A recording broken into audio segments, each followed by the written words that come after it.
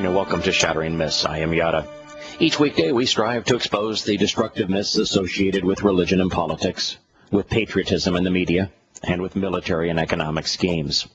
Instead of merely presenting the news as most do on other programs, our mission here is to understand what is actually occurring while predicting how these events will shape our world.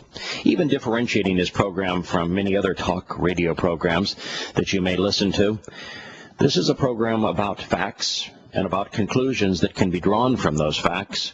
It isn't a forum for simply exchanging unfounded opinions.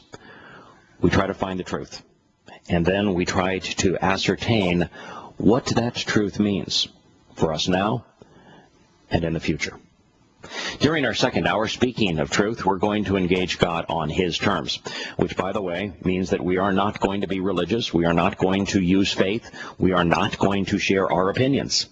We're going to examine the evidence He has provided and use reason, since His is the lone credible and reliable voice in an exceedingly troubled world.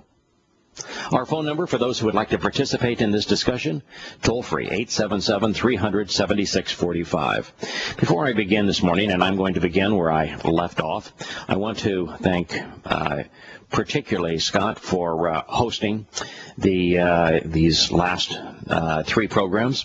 Also expressly want to thank Larry, who has a tremendous understanding particularly of Yahowah's testimony as it relates to who he is and what he has done on our to al-Rassooli, who called in at as he normally does on Friday.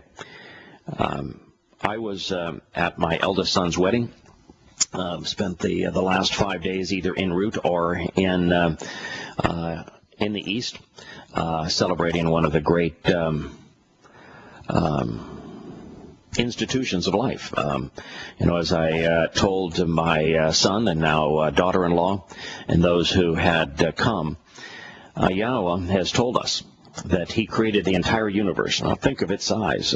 Here we have a universe that has hundreds of billions of galaxies, each with hundreds of billions of stars like our sun.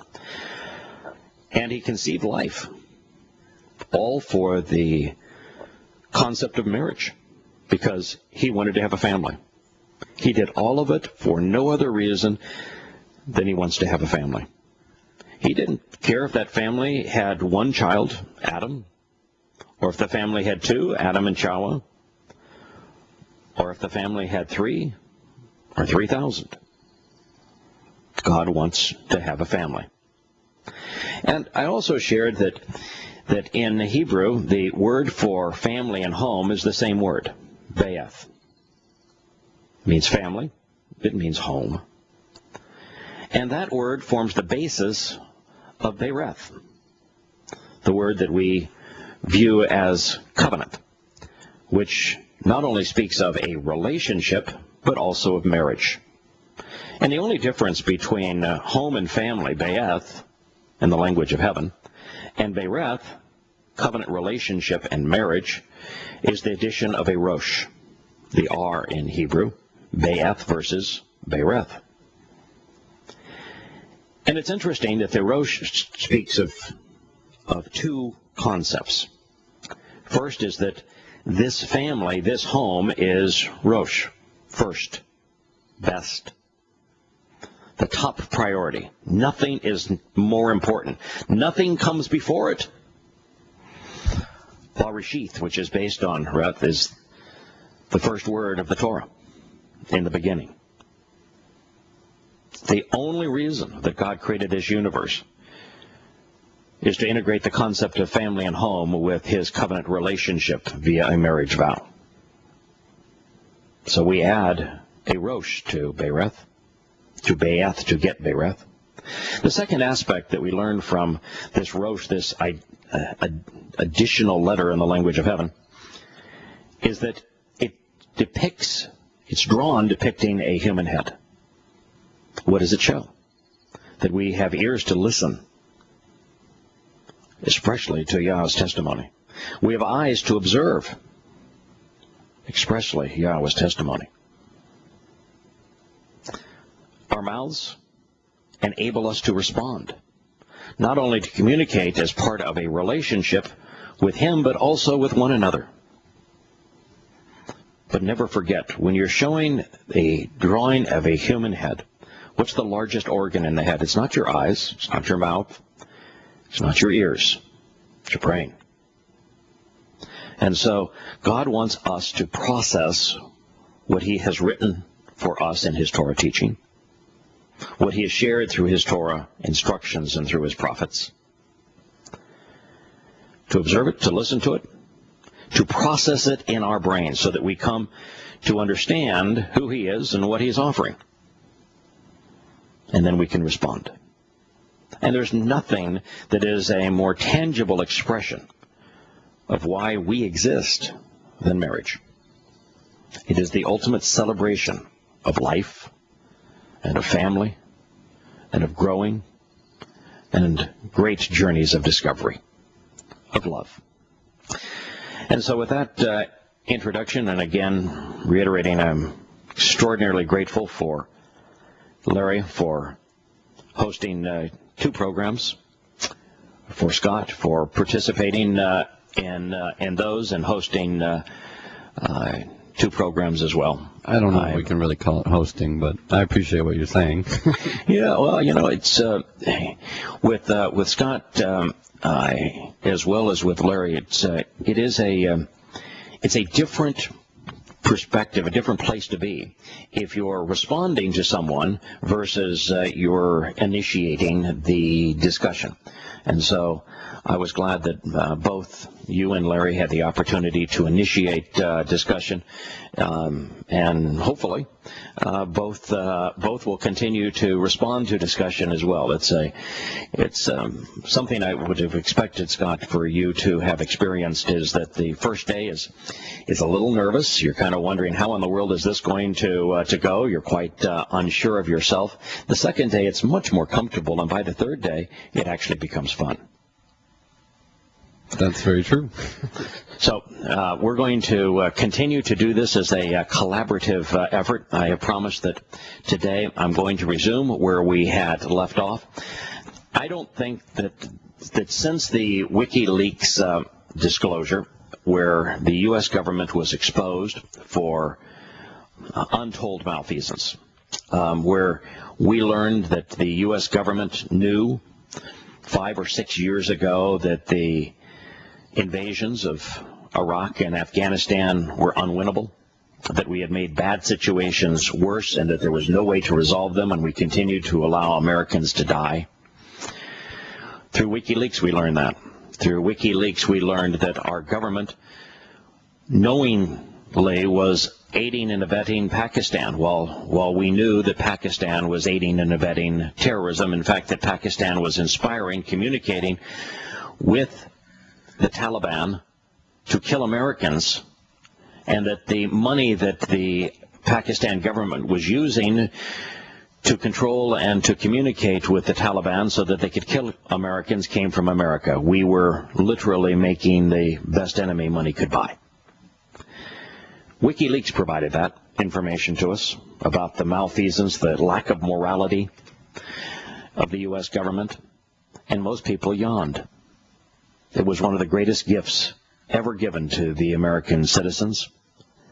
It was also a gift that was given to the British, because with the WikiLeaks article, the Brits and other American allies who participated in the invasions of Afghanistan and Iraq, we learned through WikiLeaks that these governments all knew that President George W. Bush had lied when he spoke of weapons of mass destruction in Iraq, when he spoke of the smoking gun being a nuclear bomb because Saddam Hussein had purchased yellow cake uranium and was on the cusp of building a nuclear weapon, and that each of these countries, when they sent their own sons and daughters into Afghanistan to stay on the good side of America,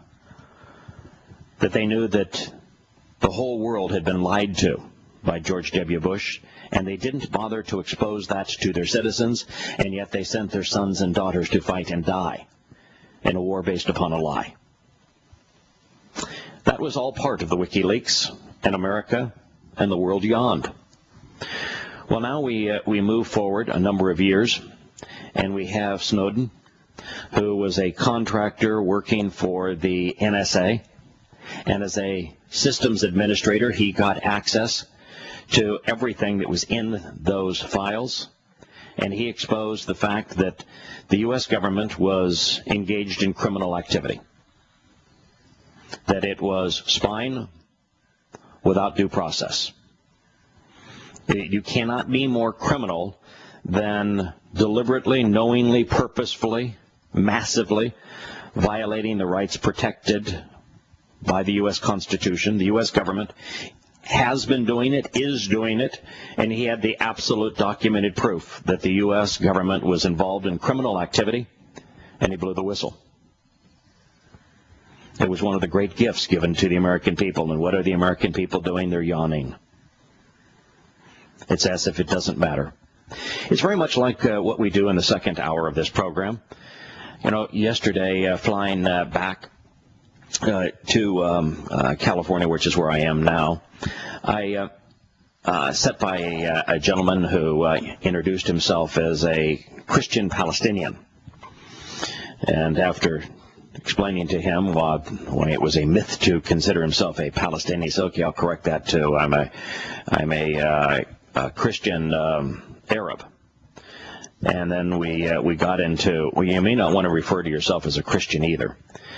And for him, as it is for most who are religious, he was at least aware that his government was engaged in terrific malfeasance, and I'll speak to that in a moment. But for him, as a religious individual, God's testimony didn't matter.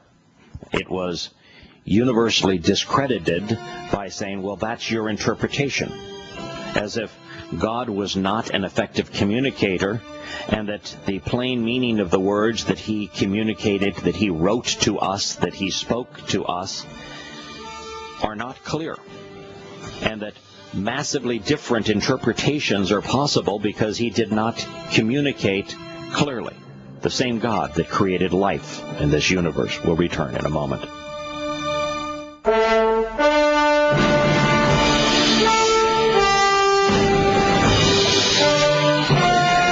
Welcome back to Shattering Myths. I am Yahowah. If you want to participate in this conversation, you're more than welcome to disagree with anything I have to say. Our phone number is 877-300-7645. Before we turn to the Dianne Feinstein bit of malfeasance, where Dianne Feinstein cited the David Headley case, which he was the gentleman that surveyed all of the venues in Mumbai, India, where Islamic terrorists working for Pakistan's government, the ISI, via Lashkar-e-Taiba, killed 166 people, maiming hundreds more. How she claims that it's okay that we spy on Americans and that we violate the U.S. Constitution, although she didn't use those terms. That's just what she's inferring, because we stopped him and were able to arrest him as a result of these intrusions into our privacy, so you should be grateful. And so we are going to, in a moment, continue the story of David Headley. It is one of the most revealing in the world. It's a story that ultimately, when you know the truth, will cause you to recognize that giving your government the ability to spy on you and to do harm to you, to constrain your rights to engage in what was once a free society, is the wrong thing to do, because your government not only can't be trusted, it is actually working against you and is routinely lying to you. So we're going to return to that in a moment. I just want to share a couple of more insights regarding this plane fight and the conversation I had flying back from my son's wedding yesterday. It's interesting how a religious person, and this is the same thing for a political individual, a patriotic individual, their response when you tell them this is what and as a religious person, this is what God, whose name is Yahowah, said. And you present his perspective and his testimony. They negate what you said. They choose to not deal with what you say, always by two ways. The first is say, well, that's just your interpretation, and that's your opinion. Well, what that is saying is that in fact it was actually expressed that two people reading the same testimony would come to entirely different opinions about it, different interpretations, which is to say that God cannot communicate clearly. Now, we in the second hour are going to examine, as we often do, Yahowah's testimony. And I want to tell you, one of the reasons that I've come to know for certain that he exists and that he authored his testimony is he is the most effective communicator in the universe.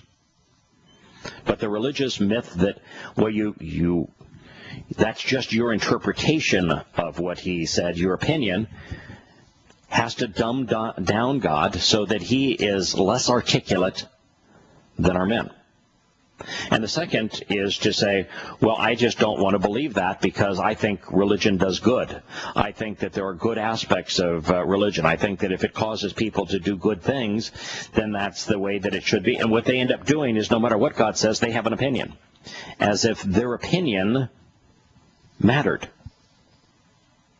You know, if God says, I want you to observe the Shabbat, and they say, well, you know, I feel good about going to Sunday worship services.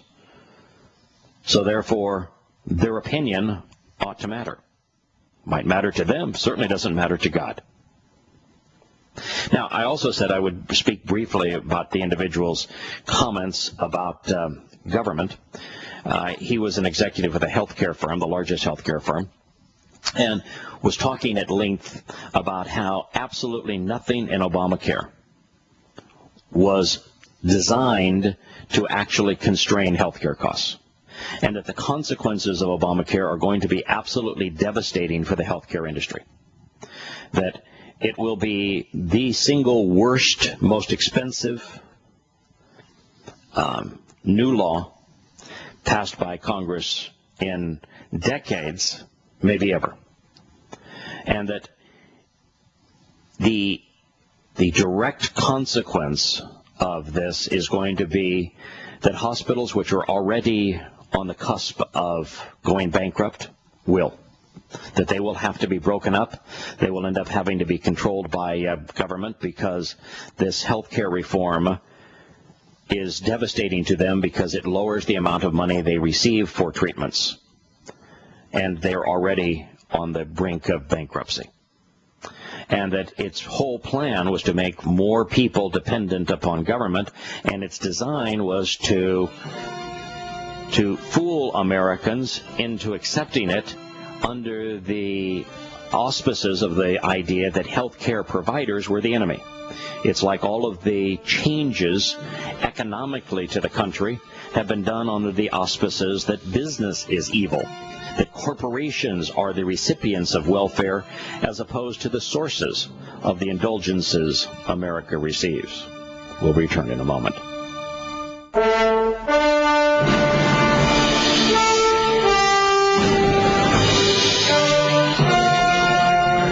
Welcome back to Shattering Myths. I'm your host, Yahowah. We're going to now return to the case of David Headley. For those who didn't listen to the program last week as we were covering David Headley, this introduction is probably necessary.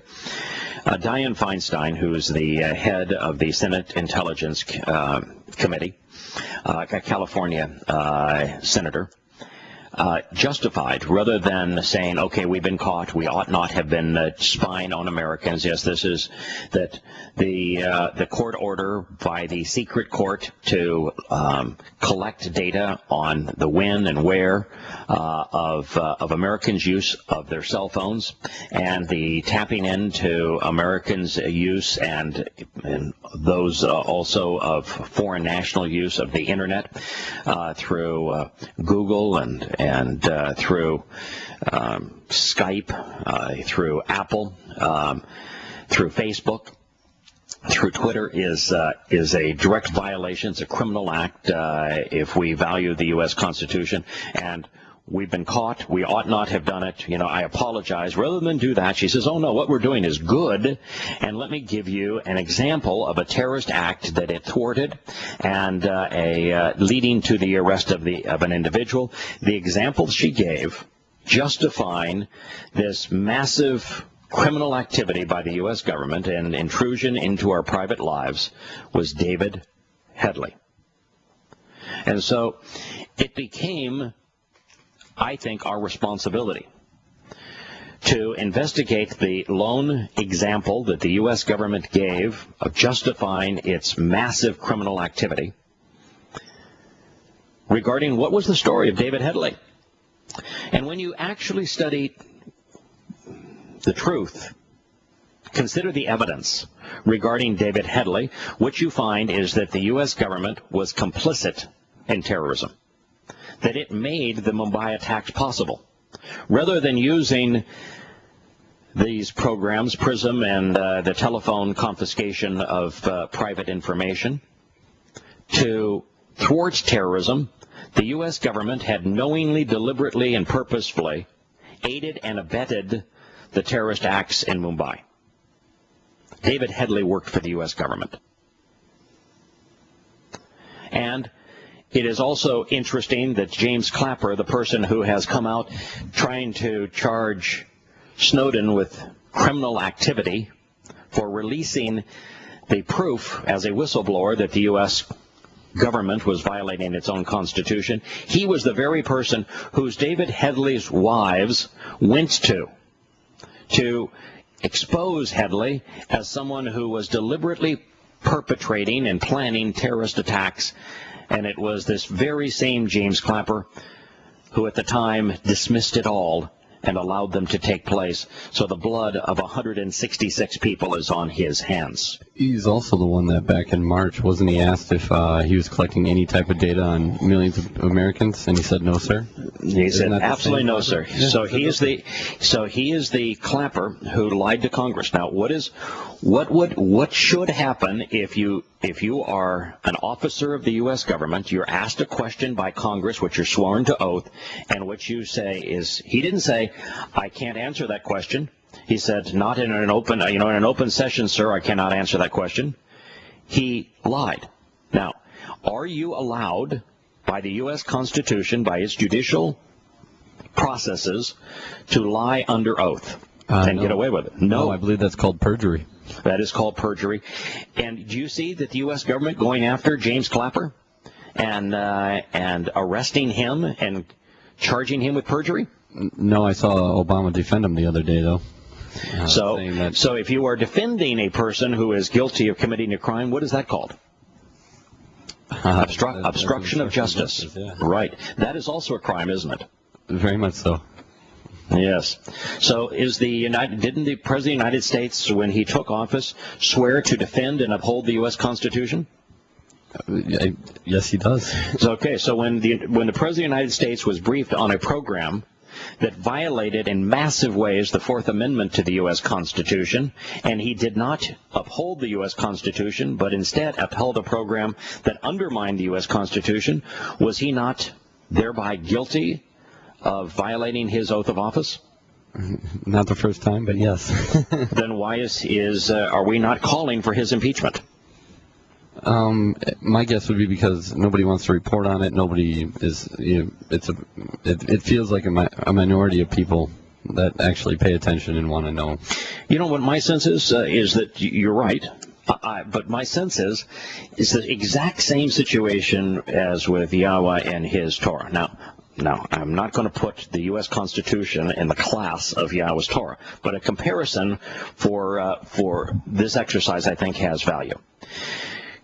Religious people the world over, in fact, even non-religious people, if you don't consider socialist secular humanism a religion, the religion of man, routinely ignore the fundamental document, the constitution of life, the constitution of our existence, the document that explains how we came to exist, how life was conceived, and how we ought to live on this planet, and how we can succeed and live even beyond this planet, that Constitution, the Constitution of our existence and of life, is the Torah.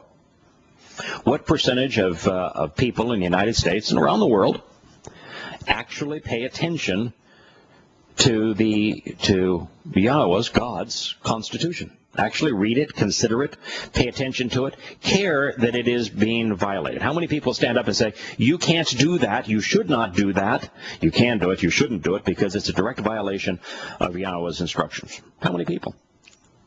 Hundreds within millions. Yes. At very most, thousands amongst billions, or hundreds amongst millions, 1 in a million. Same thing is true now with the U.S. Constitution. Now, U.S. Constitution and Yah's Torah, not in the same class, not in the same, magnitude of importance, but America was founded on its Constitution, and very few Americans bother to read it. They don't care that it is being violated, and that then the reason that they should care is if the underlying and the fundamental document that governs this state and provides freedoms and protections for the people is undermined and completely neglected and abused, is that it means that nothing has value. That the government, if it can violate its own constitutions and people don't care, and no one responds and say, wait a minute, I've read that. It says you can't do that. If people aren't willing to stand up and say, I've read that, you can't do that, we need to hold those accountable who have done it. And rather than going after Snowden, we ought to impeach the President of the United States. We ought to impeach every senator and congressman that's defending the program that knew about it. We ought to impeach the judges who authorized it.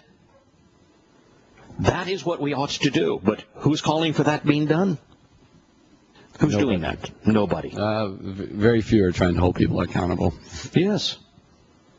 And when you do that, it becomes easier and easier and easier for your government to control everything that you do, to steal every freedom.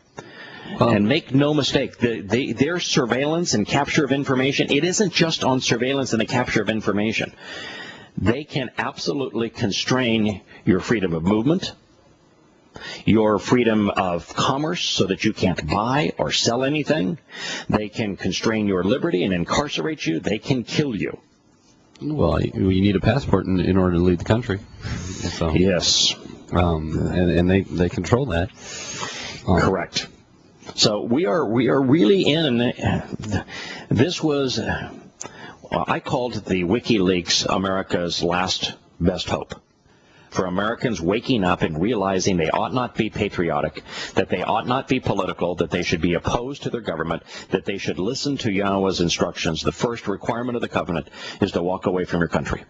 And I begged people to use the WikiLeaks releases to come to this realization. And now you have the Snowden release on PRISM and telephone spying.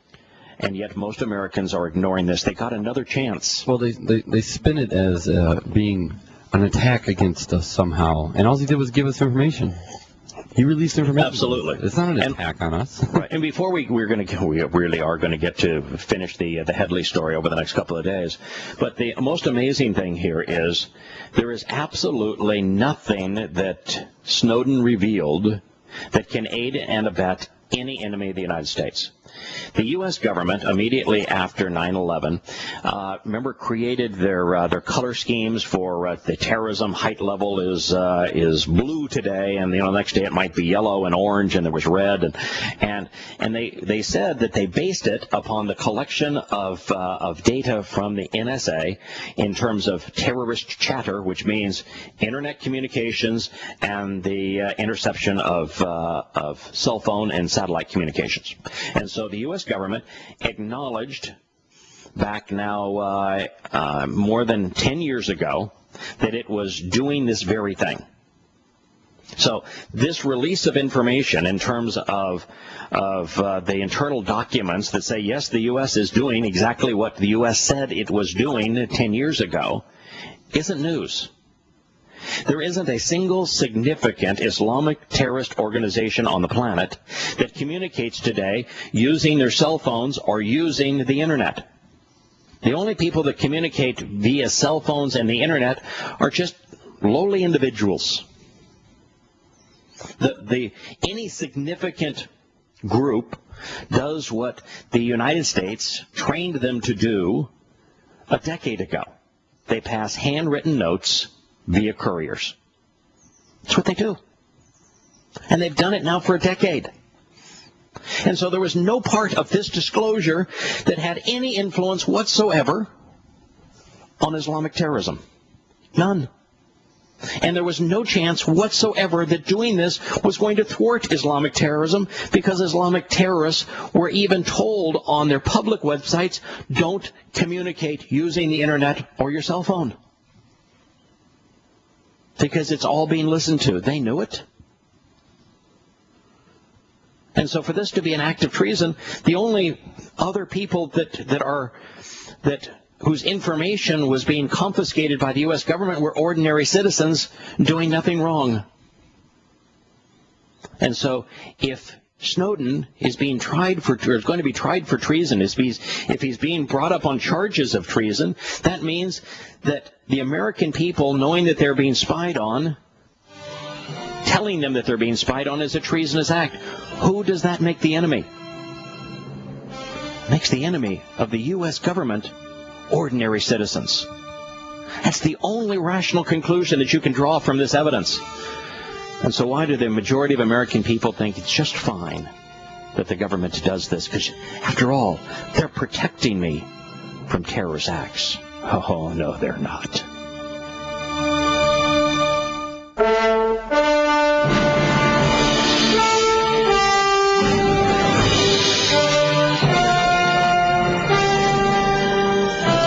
Welcome back to Shattering Myths. So the story of David Headley is one that is extraordinarily important to us, because the chairman of the Senate's intelligence community that is responsible in large part for the spying on American citizens. Now, it isn't solely responsible. If you were to look at individuals who are the single most responsible, first and foremost would be King George II, W.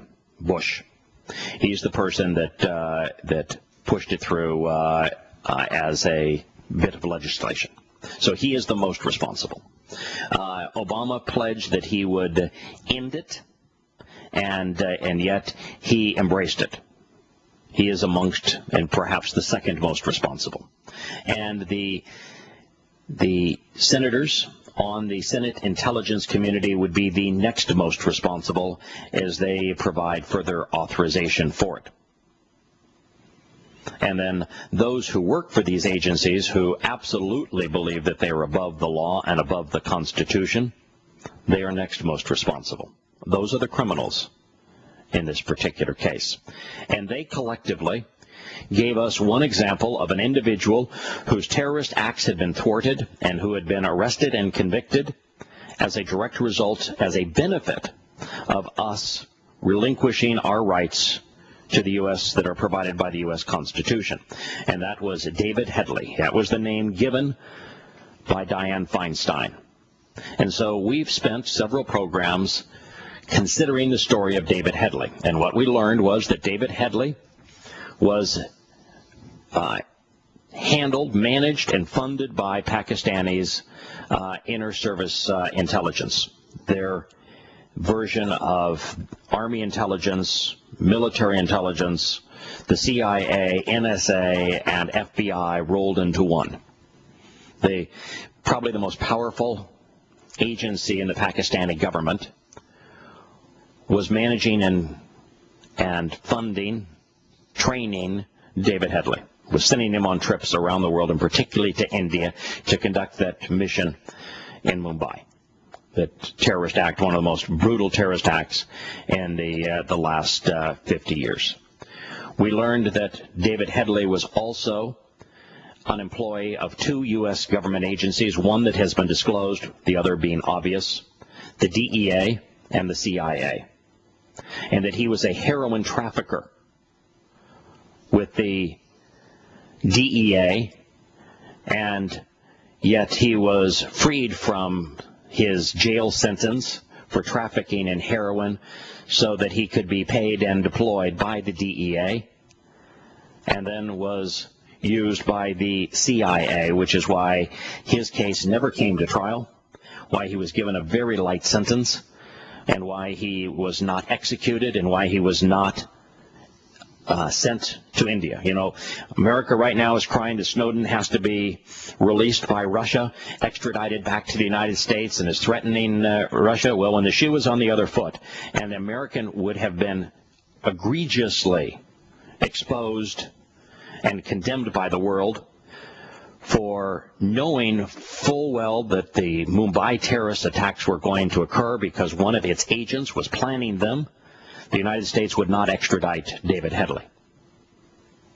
So when the shoe was on the other foot, the United States didn't play, which makes the United States a complete hypocrite in this regard. So let's continue the story. Faiza Ot Talha, a Moroccan citizen, was David Headley's second wife. Now, the first wife left him because Headley, a Muslim, was beating her savagely. And when she left him, she went directly to the FBI and disclosed the fact that her husband, David Headley, was planning terrorist attacks in India. And the person who investigated the information, the testimony that his wife gave, which was detailed information about Headley's planning of the terrorist attack back in 2005, 3 years before it happened, was one James Clapper. Same guy that we hear today. Hi, Larry. Welcome to the program, and thanks again, Larry. Let me get you. Thank you personally for all that you did on last week and Thursday and Friday. It's nice to hear a competent voice back on it. That's not the case. It's pretty rough. It's a rough job getting on there and doing it. I did point out last week, and I've been saying this, how in the world could spies already use countermeasures. Mm-hmm. They were well aware that they were being listened to. Of course. And I just wanted to point that out. I'm with you. Right on the board. Yeah, stay with us for the next segment, Larry, as we go to Yahowah's testimony. And we'll conclude even that comment that the realization is that Snowden didn't release anything that helped our enemies, only what helped us.